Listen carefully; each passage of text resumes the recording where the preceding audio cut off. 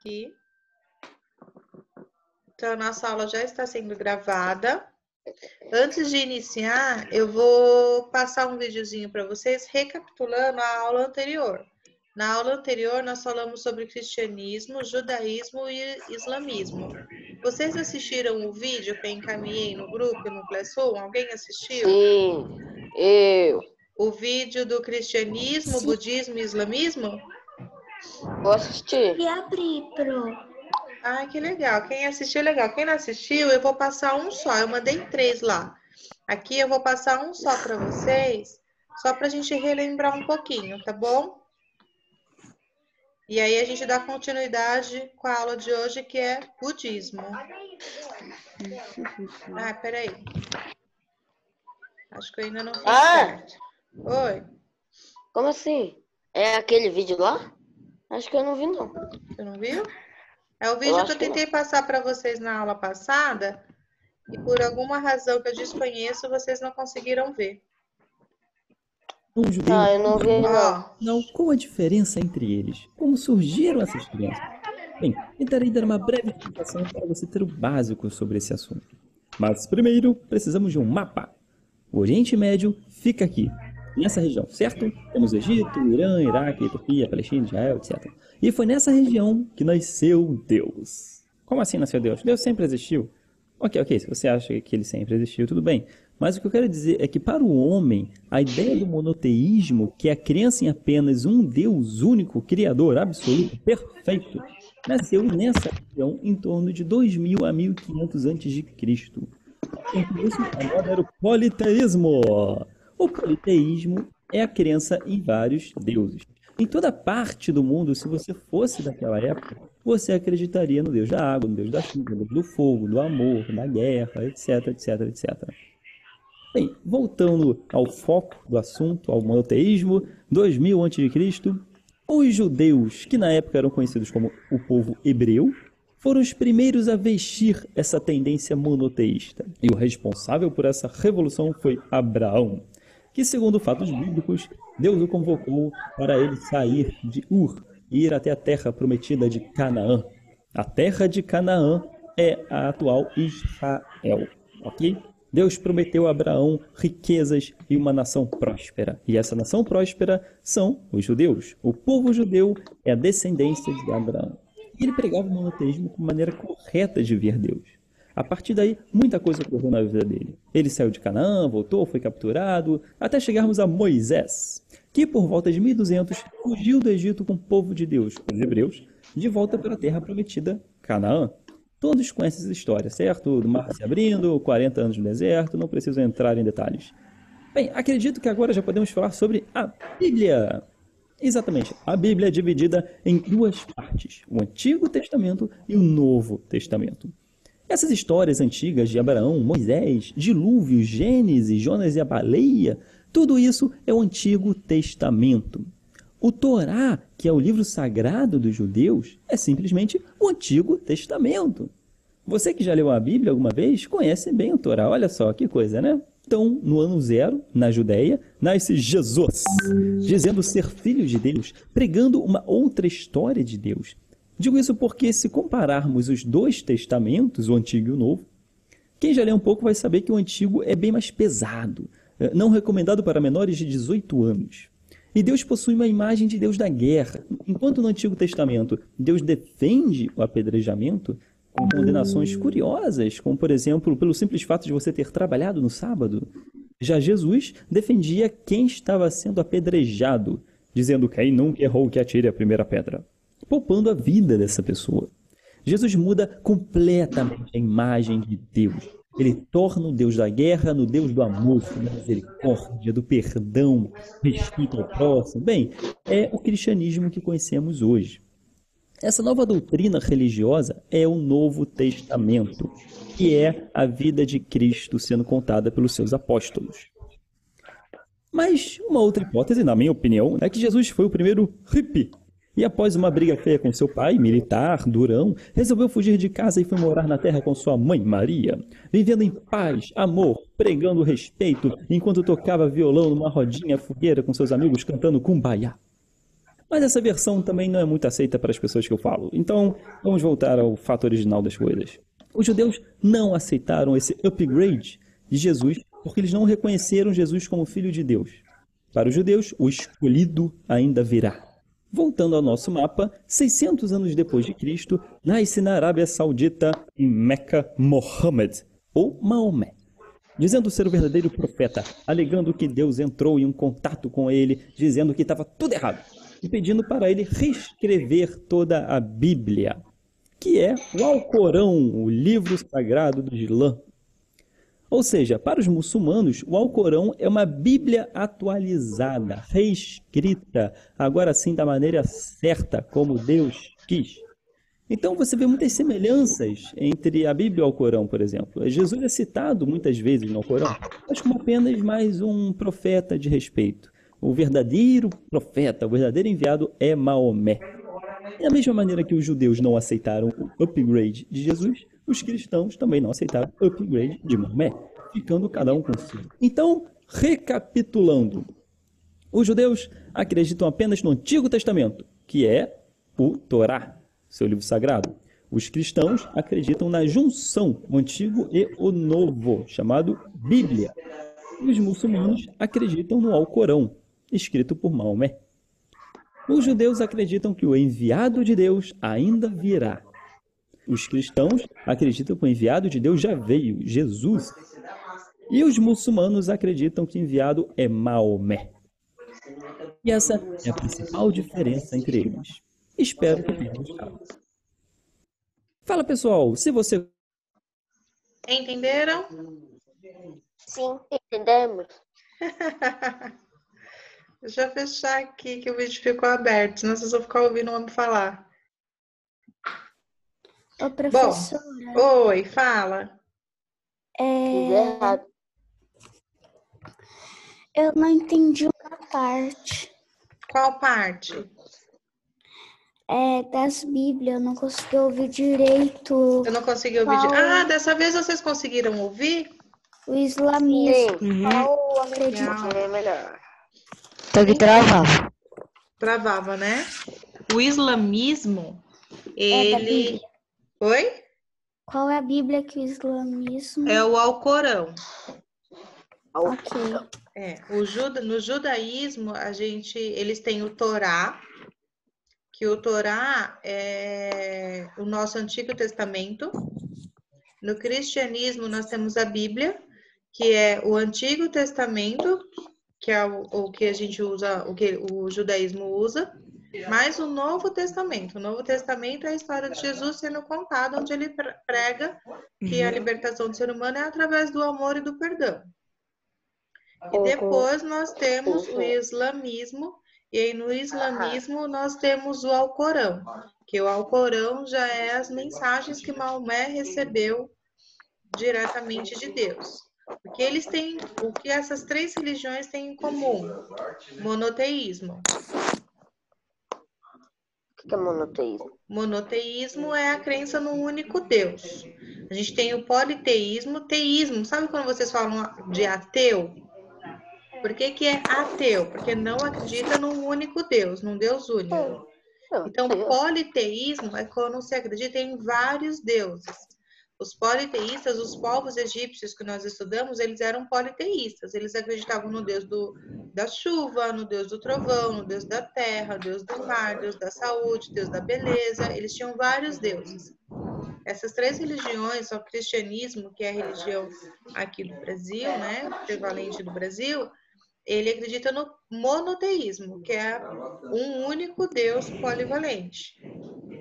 E essas três religiões têm isso em comum. Todas essas três acreditam num único Deus. Cada uma delas tem o seu livro religioso, que é o Torá, o Alcorão e a Bíblia. Matilda.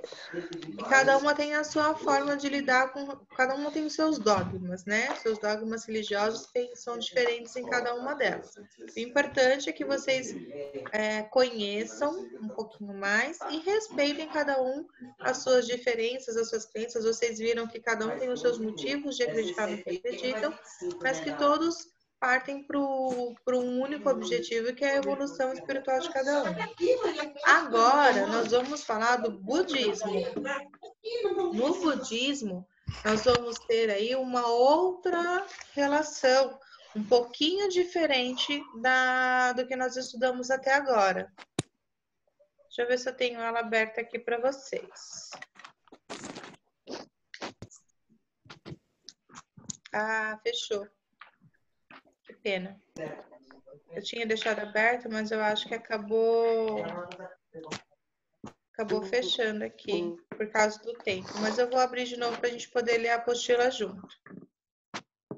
Mohamed Salah. Do ano, história, segundo bimestre. Eu vou abrir novamente a apostila para a gente compartilhar e fazer a leitura juntos. Porque tem alguns detalhes aqui na questão do budismo que eu quero acompanhar com vocês. Vamos lá, vamos lá. Já vou até compartilhar a tela, que assim a gente vê junto.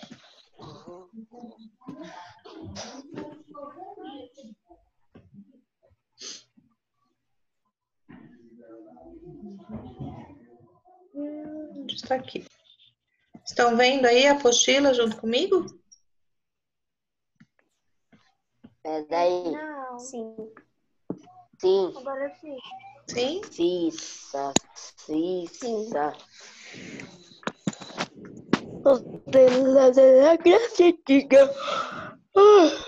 Budismo. Budismo. Ó, já gordos. estou passando. Budismo.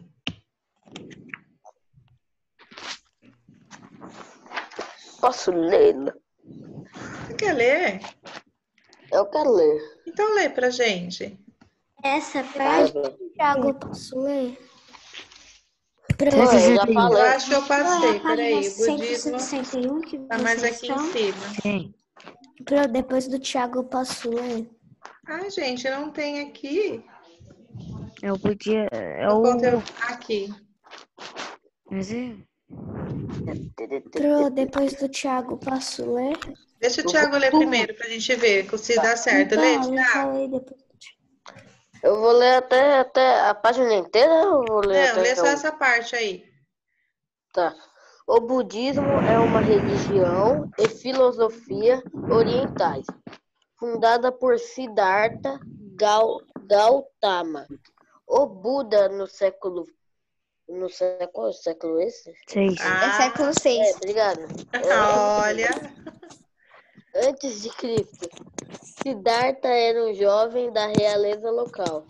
A região onde foi fundado o budismo pertence hoje ao Nepal, que abriu a mão de toda a riqueza e da vida mundana para viver com os monges e ir buscar a iluminação.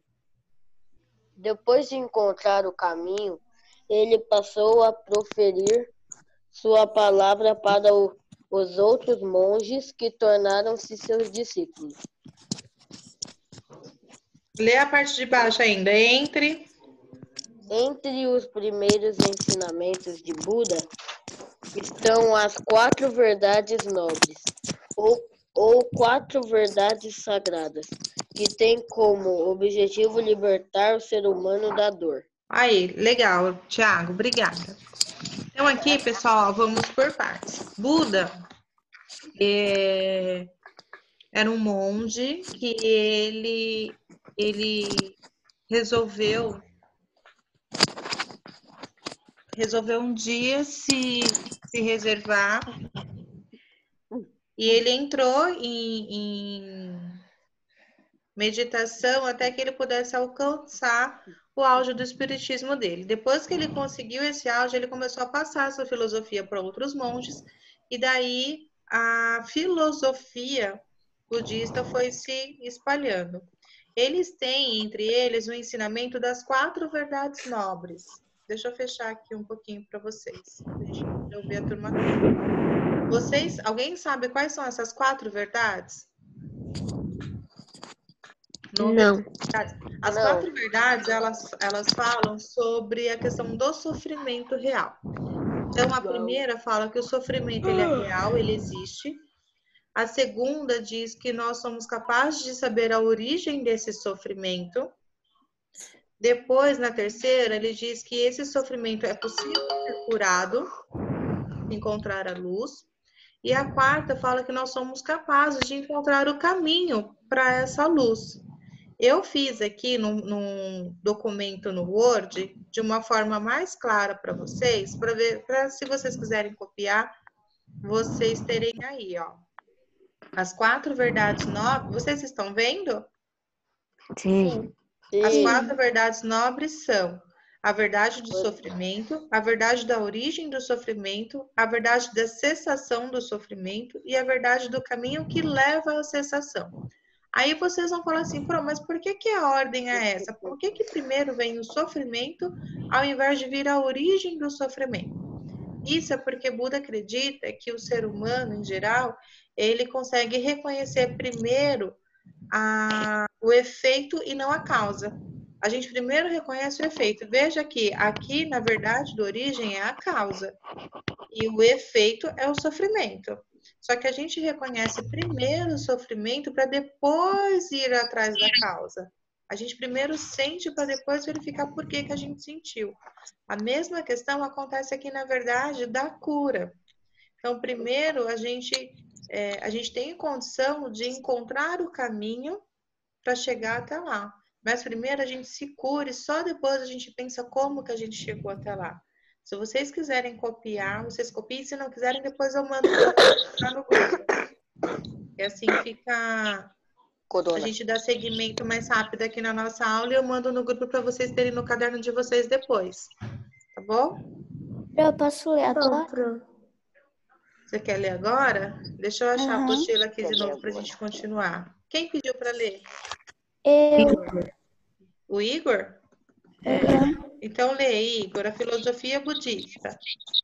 A filosofia budista acredita que o caminho para a libertação está na consciência, que pode ser alcançada por práticas e crenças espirituais, como a meditação e o yoga.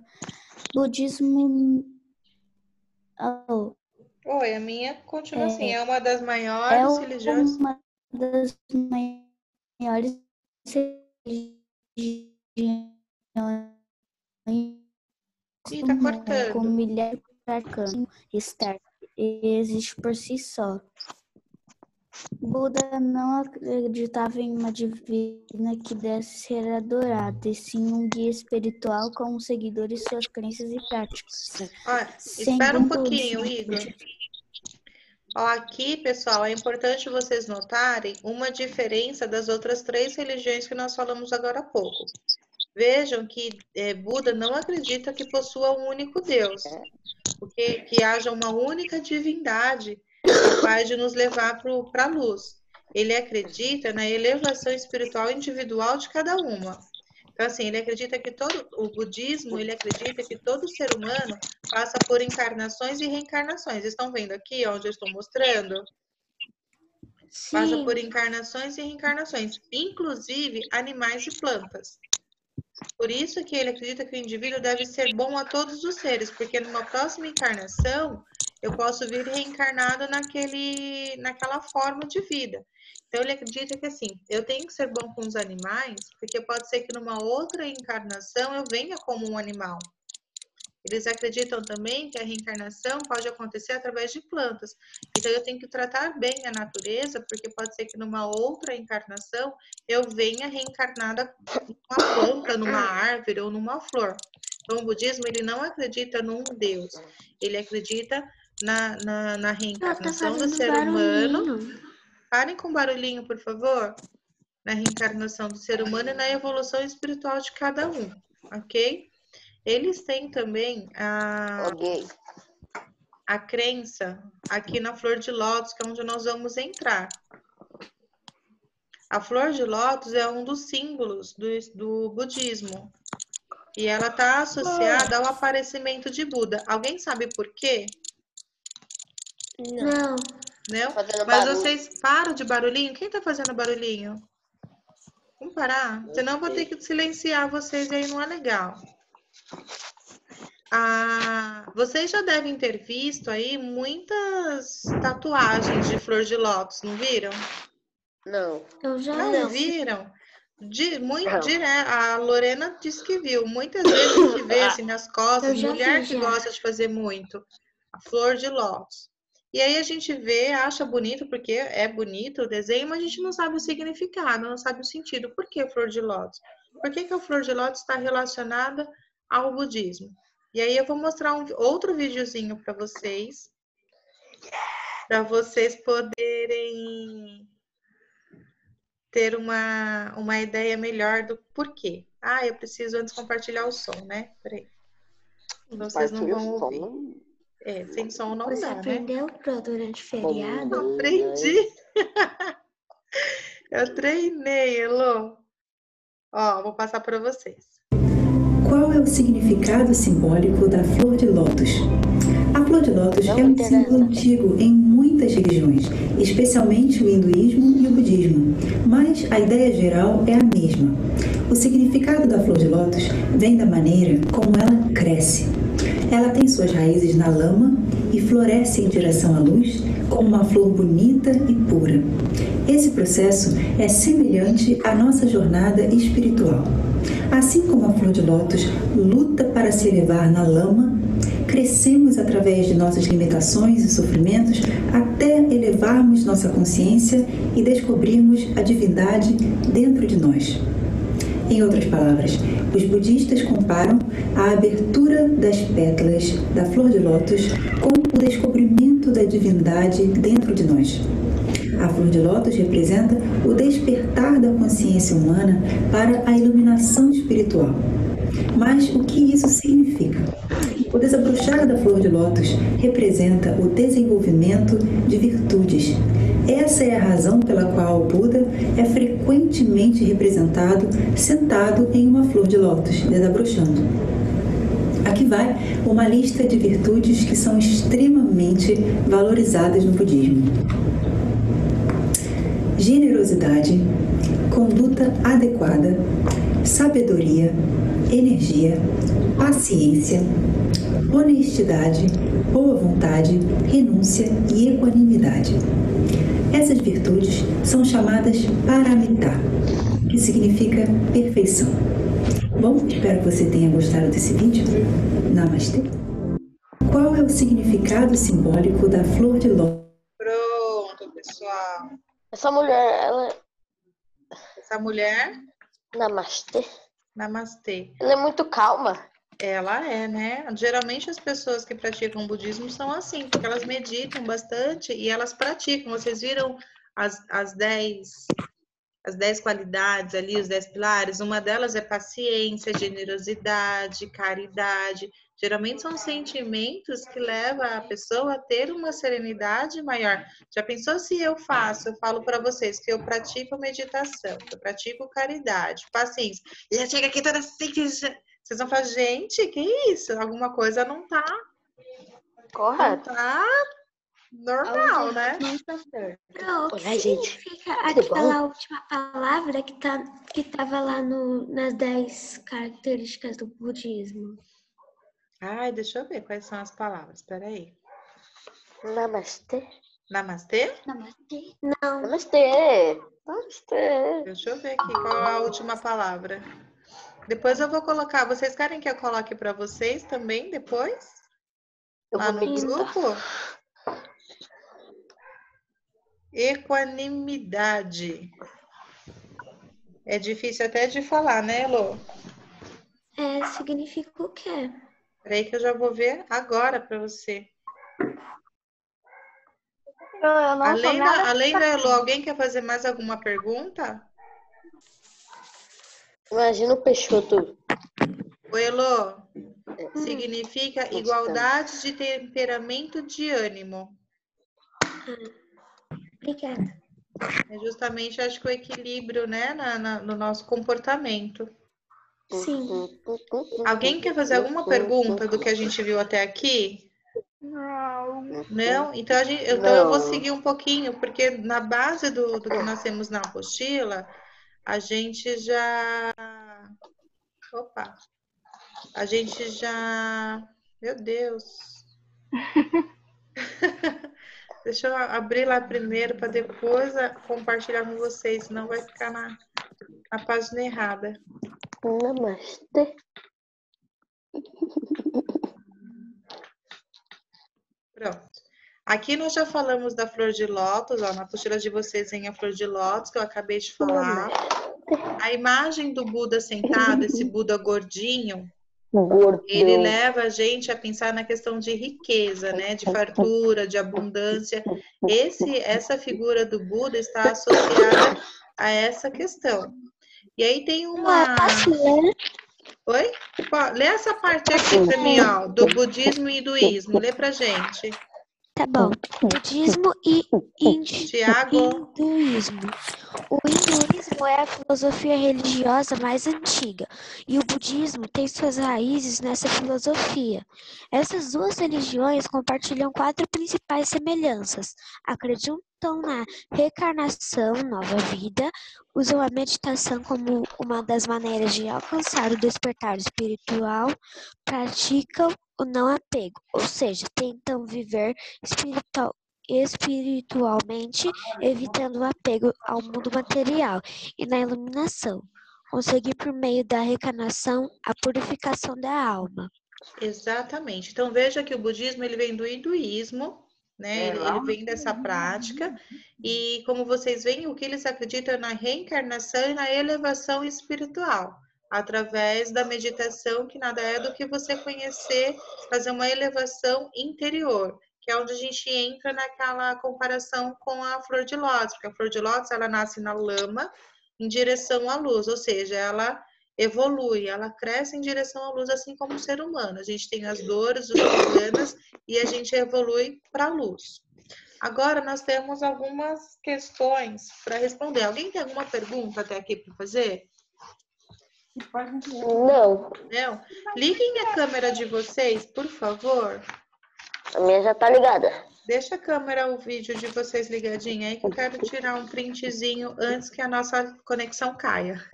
E se cair, vocês voltem, tá? Pra gente fazer os exercícios. Olha, Link pro. É no mesmo link. Tá, mas tá linda com sono. Igor, Lucas, Eide tá sem, o Arthur, a Marina, liga a câmerazinha pra gente. A Marina tá tentando. a Bárbara de touca parece Liga uma a sua bandida. câmera, Marina.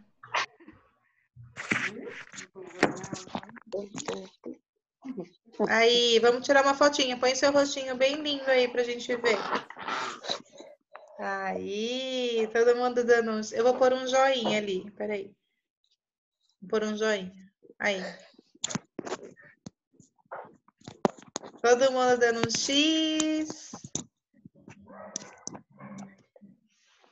Muito bem, vamos voltar para a aula. Então, vamos fazer os exercícios.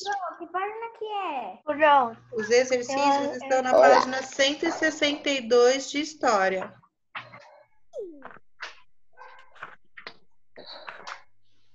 Posso responder esse primeiro exercício? Vamos lá, ó. O primeiro exercício é assim: qual é a diferença entre o monoteísmo e o politeísmo? A Elô pediu para responder? Sim. Pode responder, Elô. O monoteísmo é a crença em só um Deus e o politeísmo é a crença em vários deuses. Alguém fez diferente da Elô? Não. Eu fiz o meu só um pouquinho diferente. Qual que é o seu, Lucas? Monoteísmo é uma crença em um Deus singular, em contraste com a politeísmo, a crença em vários deuses. Tá perfeito, Lucas, tá certinho. Eu vi esse texto no Google, só que eu escrevi de outro jeito. Mas como é que tá o seu jeito, Igor? Monoteísmo são pessoas que acreditam em um Deus, e politeísmo são várias várias pessoas acreditando em vários deuses. Tá O que o Lucas certo. acabou de falar, eu vi esse texto no Google, só que eu fiz de outra forma o meu. Tá bom. A Então, Bárbara fez. caramba. Bárbara. Ô, Pro, a gente não terminou de ler tudo. Ficou da Heloísa. Fez igual da Heloísa? Então tá bom. Na Ô, leitura, professora. quem falou da leitura? Ô, professora. O Igor. Igor, a leitura, a gente fez a leitura ali até a Flor de Lótus. Quando chegou na Flor de Lótus, ao invés de ler a apostila, eu passei o vídeo e falei sobre a Flor de Lótus para vocês. Eu Aí sei, depois Pro, a Elo leu pra gente o budismo e o hinduísmo. mas tá aqui outro símbolo popular. Lá. Eu não ouvi vocês lendo. O outro, esse Buda dourado, eu falei dele mostrando a apostila. Ele é assim, esse Buda gordinho sentado, ele representa a abundância, a fartura. Ele está sempre associado a essa questão mais de elevação desse douradinho que você viu na página. Tá na página 162 para você? Aham. Então, esse Buda, ele é diferente do que a gente costuma ver lá, né? Esse aqui, ele tá mais relacionado à questão de fartura. Geralmente, quando a gente vê um Buda, um budista, ele é magrinho, careca, mas magrinho, né? Porque tem aquela questão do desapego natural. Já esse não, esse já leva mais para a questão da riqueza. Fala, Tiago. Por que não? Tô assim. Meu Buda. Ah, tá. Então, ó, esse Buda, ele tá sentado em cima de moedas. Então, ele faz sempre Ele é rico. uma alusão à questão de abundância, de riqueza. Ele vai mais pro lado material do que pro lado